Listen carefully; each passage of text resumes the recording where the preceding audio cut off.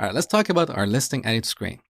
For this exercise, I decided to type all the code first and then explain it to you because the steps are very repetitive and they involve a lot of typing. So I didn't want to waste your time. So in this video, I'm going to go through what I have done. But once again, you can find the completed source code in the zip file that I gave you at the beginning of the course. So here we are importing 4 components from our forms folder. We have app form field, exactly like before. We have a new component, app form picker. That is a picker that we use inside a form. Let me give you a quick tour of this component. This component is very similar to our form field. So we're using form context to get these objects, errors, set field value, touched, and values. Here we have an app picker and an error message. For our app picker, we're setting 4 props. We set items to the items that we get here as a prop. We're setting onSelect item. This is an event that gets raised when the user selects a value. So here we need to programmatically set the value of this field in formMake. So in this function, we get the selected value, which is an object, and then call setFieldValue. We specify the name of the field, which we get as a prop, and the selected value or the selected object. Next, we have the placeholder and the selected item. I'm setting this to values of name. So values is an object that is available in formMake, just like the errors and touched objects. It has a key value pair for every field in the form. So this is pretty straightforward. And then we have our error message exactly like before. Now, back to our listing edit screen. Here's my validation schema. So in this form, we have 4 fields. We have title, price, description, and category. Title is a string. It's required. I set the min to 1, so the user has to type at least 1 character. For the number, it's also required. Here I supplied a range of values, so the price has to be between $1 and $10,000. Description is just a string. It's not required.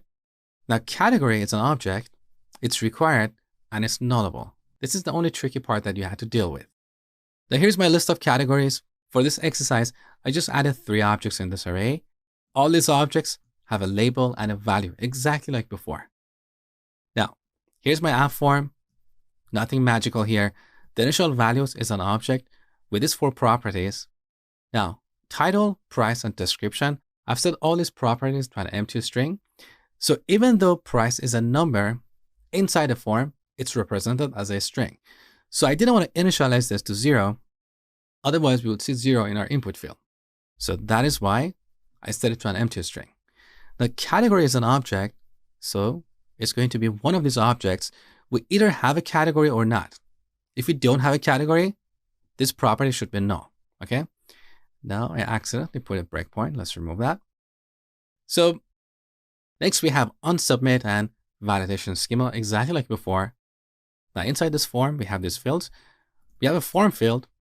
Here I applied a max length of 255, so the user cannot type more than this number of characters, okay? I gave this field a name. This is used by our form component. And here we have a placeholder. Now for the price field, I set the keyboard type to numeric, so the user can only type a number. I set the max length to 8, because the maximum price we assume for this item is going to be $10,000, right? So we have to count for period and cents. So that is totally 8 characters. Here we should also set a name and placeholder. Next, we have our app form picker. Here we have 3 props, items which we set to our categories, as well as name and placeholder. And finally, we have another form field for our description. I made this field multi-line and set the number of lines to 3. This only works on Android. So on Android, our description box looks bigger. On iPhone, it looks exactly like other input fields, but as we type here, the text box starts to grow, okay? So that's pretty much it. Now, one last tip before I finish this video. If you don't like these names, if you think this is too long, you can give it an alias. So on the top, we can give this an alias. We can call it form field, and we can call this one picker. Now, we can go back to our form and rename these to form field. And this one is going to be picker. So that makes our code a bit cleaner. It looks nicer.